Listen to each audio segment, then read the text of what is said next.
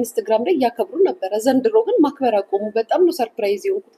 ለምንድን ነው ላይቭ ገብታችሁ ማታሳዩ እንዴ? እኛ የት እንሂድ ታዲያ?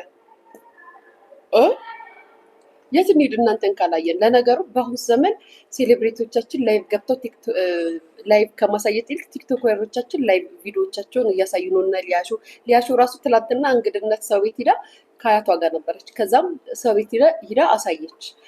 ሌላ ማን ነው ቲክታክ ላይ ባህልን ያሳየው? ጋይስ ኮመንት አድርጉ። ማን ነው ቲክታክ ላይ ባህልን ያከበረው ያሳየን? ጋይስ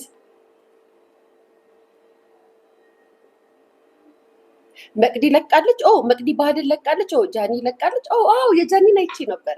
የጃኒ በጣም ያምር ነበር። በነገራችን ላይ በጣም ነው ደስ ያለኝ። ትላንትና ጃኒ እናትና አባቷን ይዛቸው ነው የመጣችው።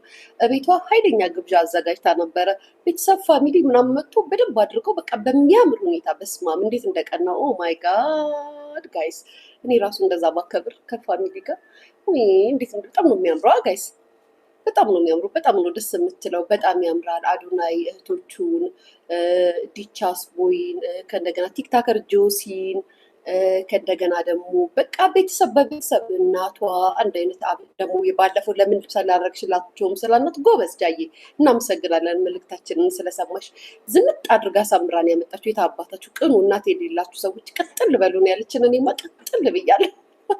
ግን በጣም የደበረኝ ነገር አንድ ነገር አላሏሽም እንዴ? ለምንድን ነው ግን የአዶናይ እናት ያልተገኙት? እኔ የአዶናይ እናት እንደዚሁ ዝም ብዬ ሳያቸው ድርብብ ያሉ ደስ ይላሉ ጋይስ። ለምንድን ነው ይህን የመሰለ የባህል ግብዣ ፕሮግራም ላይ የአዶናይ እናት ለምን አልመጡም ጋይስ? ለምን አልተገኙም ፕሮግራሙ ላይ? የሉም እንዳትሉኝ፣ አሉ የሉም እንዴ ጋይስ? የሉም እንዴ? ደስ አይልም እንዴ? ቤተሰብ ውስጥ ልጅ ትዳር ይዛ ወይም ከቦይ ፍሬንዷ ጋር ስትጋብዝ እኮ የእናትም የአባትም ቤተሰብ የዚችኛዋም የዛችኛዋም ቤተሰብ እኮ ነው የሚገናኙት። ምንድን ነው ቶቶት ብቻ ነው የሚገናኙት ጋይስ? አታርፊም። ለምን አልተገናኙም ግን? ለምን አልመጡም? የአዶናይ እናት አይ ላቭ የአዶናይ እናት ጋይስ። ለምንድን ነው ያልመጡት ግን? ለምንድን ነው ቤተሰብ ፋሚሊ ቅልቅል ታይም አይደለ? ቤተሰብ ባህል አይደለ እንዴ? ያው ጋይስ የቲክቶክ ፍቅር እንዳይሆንብን የቲክቶክ ቤተሰባዊ እይታ እንዳይሆንብን ብዬ ነው። አንድ ላይ ቢሆኑ ተዛመዱ ምናምን እንላለና ብለን ነው። መኖር ነበራቸው። ልትጮህ እኮ ነው አሁን እኮ ልትሳደቡ እኮ ነው ጋይስ። ምንም ሳለን ልትሳደቡ ነው እኮ። ዲያሾ መቼም አትናገር።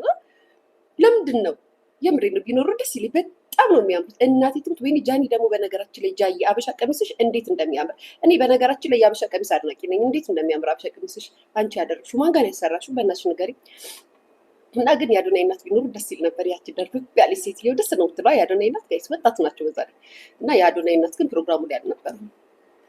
ይሄንን ለማለት ፈልጌ ነው። ያየሁትን ልናገር ብዬ ነው። እናንተ ካላያችሁ ብዬ ነው ጋይስ። እንዳይደብራችሁ ደግሞ እንዳትናገሩኝ። መቀሌ ናት። መቀሌ ሂደው ነው ማዘር በባህል ልጆቻቸው እንዳለ እዚሁ ነው ማሪ እንዴ? ሴቶቹም ወንዶቹም እዚህ ተቀምጠው ማዘር መቀሌ ገቡ። ዩ ሲሪየስ? ኦ ማይ ጋድ ዩ ሲሪየስ? እንዴት ካለ ልጅ ባህል ይከበራል እንዴ? የኔ ፍቅር አይዶን ነው አልመሰለኝም ነው ግን ይሆናል ነገሩ።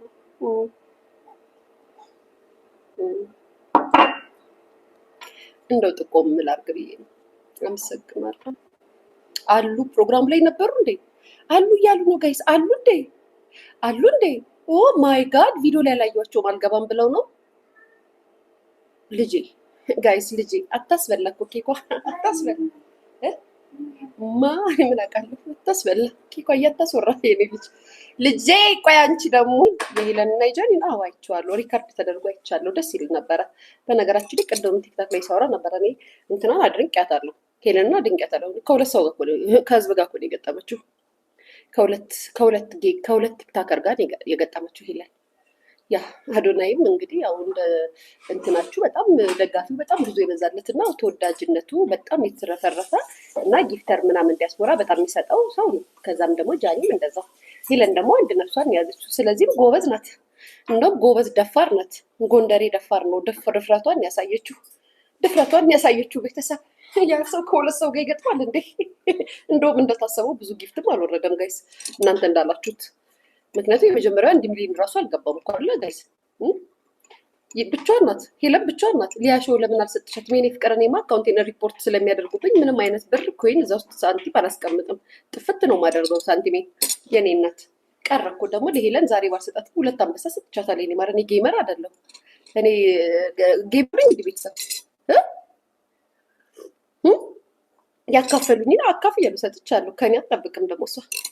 ምክንያቱም ከዚህ በፊት ራሱ ተቆጥታኛለች። 2 አንበሳ ሰጥቻት አይስበርገር ጂሰስን እና ደግሞ ጌመር አይደለሁ። ያ ቅጥል የኔ ማለት እንዴት ነው የምቃጠለው? ዶሮ እንጥፎ ጥብሱ ክትፎ ምኑን እየበላው እንዴት ነው የምቃጠለው? ራስ እያረኩበት ነው እንጂ ሞሮ። ወደ ሁለተኛው ርዕሳችን እንገባለን። ሌላ ሁለተኛው ርዕሳችን ደግሞ ምንድን ነው? ሁለተኛው ደግሞ ምንድን ነው? ሄለን እኮ ማሚ ነበር። ኦኬ ማሚ ጊፍት ሰጥቶታል። እንዴ ጋይስ ማሚ ጊፍት ሰጥቶታል ለሄለን ሰጥቶታል ለሄለን ጊፍት እንዴ? እኛ ባይዘወይ ማለት ነው እግዚአብሔር ምስክሬ ነው። ጌም እኮ አቁመናል።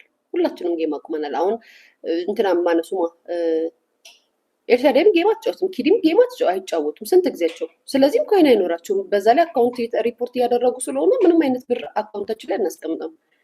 ጌም ተጫውተን አናቅም። ምን አለፋችሁ ጌም ተጫውተን አናቅም። አፍሽ ተጣሟል የኔ ፍቅር። ህመሙ ይሆናል። ህመሙ እንግዲህ በጸበል ይድናል ብለውኛል። ታክሟለሁ። እሺ ሌላው ደግሞ ወደ ሌላው ወሬያችን እንመጣለን። አንድ የምነግራችሁ ነገር አለ፣ ሁለት የምነግራችሁ ነገር አለ። አንደኛው ስለ ወስተሷ ነው። ሰማችሁ የወስተሷን ጉድ ጋይስ? ግን ስለ ወስተሷ በኋላ ላይ ነው የማወራው። የሆነ ነገር ግን ልንገራችሁ ሴቶችዬ፣ ሚስቶችዬ፣ እኔ አንድ ነገር ማውራት ፈልጋለሁ። ምን አትሉኝ? ምን ብላችሁ አዳምጡ። እግዚአብሔር ምስክሬ ነው። ከጠቀማችሁ ይሄ ወሬ ለባሎችም ለሚስቶችም ይጠቅማል። በመጀመሪያ ደረጃ እኛ ኦርቶዶክሶች ነው፣ ሃይማኖት አለን፣ ኦርቶዶክሶች ነን። የራሳችን ባህል አለን፣ እሴት አለን፣ ምናምን አክባሪ ነን፣ ብዙ ነገር የምናከብር ዜጎች ነን። ግን አሁን ይሄ ዘመኑ አንዳንድ ነገሮቹ ምናምን የተበላሹ ዘመን ስለሆኑ ጋይስ አንዳንድ ባሎች ወይም ወንዶች ከውጭ የተለያየ ነገር ይለምዳሉ እና ይለምዱና ምን ይፈጠራል መሰላችሁ? ይለምዱና ሚስት ጋር ይመጡና ከኋላሽ ምናምን ላድርግ እንደዚህ ምናምን እያሉ ያስቸግራሉ። ብዙ ቤት እኮ ይሄ ነገር ያጋጥማል። ያው በየቤቱ ሰዎች እንደዚህ አይነት ነገር አይጠይቁም አያወሩም እንጂ በግልጽ የሆነ መወያየት የለበትም እንጂ ብዙ ወንዶች እንደዚህ አይነት ጥያቄ ይጠይቃሉ። ታውቃላችሁ፣ ሚስቶች ይሄ ነገር ከጠቀማችሁ ውሰዱት እና ሚስት ደግሞ ቤት ውስጥ ቁጭ ብላ ከልጅ ጋር ነው የምትኖረው፣ ከልጅ ጋር ነው የምታሳልፈው። ስለ ውጩ ህይወት አታቅ፣ ስለ ውጩ ግንኙነት አታቅ፣ ስለ ውጩ ነገር አታቅ፣ ምን አታቅ። በጣም እኮ ሚስቶች የምናሳዝነው ምንም ነገር አናውቅም። በቃ እኛ እናትና አባቶቻችን እንደፈጠሩን አልጋ ላይ ተኝተን በቃ እንደዛ ነው የምናውቀው። ይሄ ዘመን አጣሹን ነገር ምንም የምናውቀው ነገር የለም። ግን አንዳንዶች ውጭ ላይ ብዙ ነገር ይለምዱ ይመጡና ሚስቶቻቸውን እንደዚህ አይነት ጥያቄ ይጠይቃሉ። በቃ እንደዚህ ከዚህ ግማ ካላረግሽ ምንድን ነው አንቺ ፈራነሽ እንዴ ምናምን እያሉ ይጠይቃሉ። ከዛ ሚስትን ብየው እንዴ በስመ አብ ወወልድ ወመንፈስ ቅዱስ በስመ አብ ምናምን ብላ ስትጠይቅ ከዛም ትዳራቸውን ፍትት እያደረጉ ይሄዳሉ ወንዶች። አሁን እንደዚሁ ሳስበው ብዙ ጊዜ ወንዶች እንደዚህ አይነት ነገር እየለመዱ ነው ትዳራቸውን ፍትት የሚያደርጉት ከሚስቶች ጋር። ስለዚህ ሚስቶችዬ ማለት ነው ሳይኮሎጂ ጋር ሄዳችሁ ምናምን ጥናት አድርጉ። እንደዚህ አይነት ነገር በጣም ሀፕን እያደረገ ነው በየቤቱ እና የብዙ ሰዎች ትዳር እየተፋታ ነው። ወንዶች ከአንድ 3 4 5 ትዳር እየመሰረቱ የሚያደርጉት በቃ ያችን ነገር እየፈለጉ ነው አሉ ጋይስ። ወሬ አይደበቅ እየሰማን ነው ብዙ ነገር። እንደው ጉድ እኮ ነው ጋይስ።